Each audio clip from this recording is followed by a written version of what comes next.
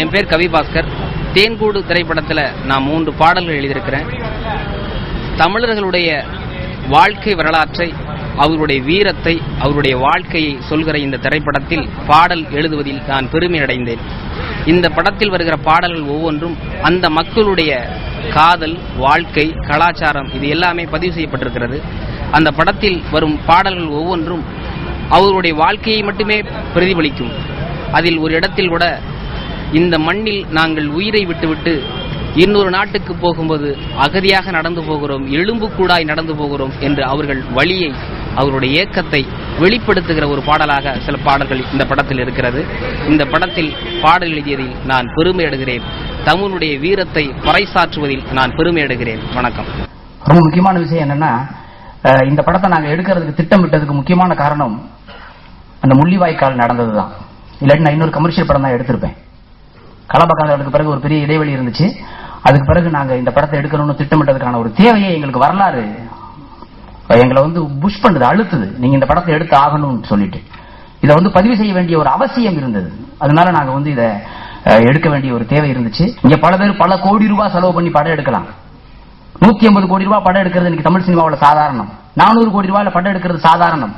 ஆனால் அந்த படங்களினுடைய விளைவு, அந்த படங்களினுடைய தேவை, தமிழனுக்கு அந்த படத்தினுடைய அவசியம், இதை குறித்து யோசிக்கிற பொழுது வெறும் 3 கோடி ரூபாய் செலவில் எடுக்கப்பட்டிருக்கிற அந்த தேன்கூடு தமிழகத்தினுடைய வரலாற்றிலே தமிழ் ஈழ மக்களுக்கு தேவையான ஒரு மிகப்பெரிய ஒரு பொக்கிஷமாக இந்த படத்தை தயாரித்திருக்கிற இதைத்தான் நான் மிகப்பெரிய படமாக நான் கருதுகிறேன். ஈழத்தமிழர்களுடைய வாழ்க்கையெல்லாம் ஒவ்வொரு முறையும் பதிவாக பார்க்கும் பொழுது ஒரு சின்ன குற்ற உணர்வு இருந்து கொண்டே இருக்கும். 2006ஆம் ஆண்டு அண்ணன் சீமான் அவர்களை சந்திச்சு இந்த மாதிரி இந்த மிகவும் போராடி கொண்டிருக்கக்கூடிய சொந்தங்களையும் சொத்துக்களையும் உரிமைகளையும் உடைமைகளையும் இழந்து உயிருக்காகவும் உரிமைக்காகவும் போராடிக்கிட்டு இருக்க அந்த மக்களுடைய வாழ்க்கையை பதிவு செய்யணும். அப்படிங்கும்போது என்னடா தம்பி, நம்ம 2 பேருமே சேர்ந்து அவங்களோட திரைப்படத்தை எடுப்போம் அப்படின்னா அதற்கான வேலைகளில் ஈடுபட்டு கொண்டிருக்கும் பொழுது இறுதிக்கட்ட போர் உச்சத்திற்கு வந்துவிட்டது. அதற்கு பின்னால் அப்படி ஒரு சூழல் அமையாமலே போய்விட்டது. ஆனால் இந்த மாதிரியான திரைப்படங்களை யார் எடுத்தாலும் அப்பொழுதெல்லாம் என் மனதிற்கு ஒரு சின்ன குற்ற உணர்வு இருக்கும். அதே குற்ற உணர்வோடு தான் இப்பவும் அந்த மேடையில் நின்றுட்டு இருக்கேன். இங்கோர் அவர்களுக்கு என்னுடைய மனம் நிறைந்த வாழ்த்துக்களும் நன்றிகளும். இந்த படத்திலே இருக்கின்ற வசனங்கள் அனைத்தையும் சென்சார் தணிக்கை செய்து இதனை ஒரு மௌன படமாக வெளியிட்டாலும் கூட இந்த படம் உலகத்தின் ஒவ்வொரு தமிழன் மனதிலும் சென்று தைக்கும். இந்திய அரசாங்கத்தின் மனசாட்சியை கண்டிப்பாக தட்டியலும். தலைவர் பிரபாகரன் அவர்கள் திரைப்படத்தை தமிழீழ விடுதலையை உருவாக்குவதற்கு ஒரு மிகப்பெரிய கருவியாக பயன்படுத்தியவர். எனக்கு தெரியும், அவர் சிறந்த போராட்டங்களை பற்றிய திரைப்படங்களை எல்லாம் பார்த்தார். அவருடைய வீட்டுக்கு என்னை அழைத்து அல்ஜீரிய விடுதலை போராளி அலி பற்றிய திரைப்படத்தை எனக்கு காட்டினார்.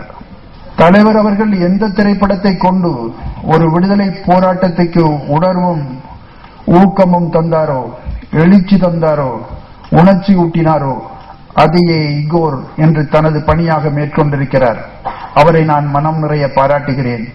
இங்கே தமிழீழம் அதனுடைய படம் வடிவம் காட்டப்படுவதை தணிக்கை குழு தடை செய்ததாக சொன்னார்கள். இவர்களுக்கு ஒன்று தெரிய வேண்டும், தமிழர்களுக்கென்று தமிழீழ நாடு உண்டு என்று முதல் இந்த தமிழீழ வரைபடத்தை வரைந்தவர் அன்று நாம் தமிழர் இயக்கத்தை உருவாக்கிய தந்தை சீபா ஆதித்தனார் என்பதை மறந்துவிடக் கூடாது.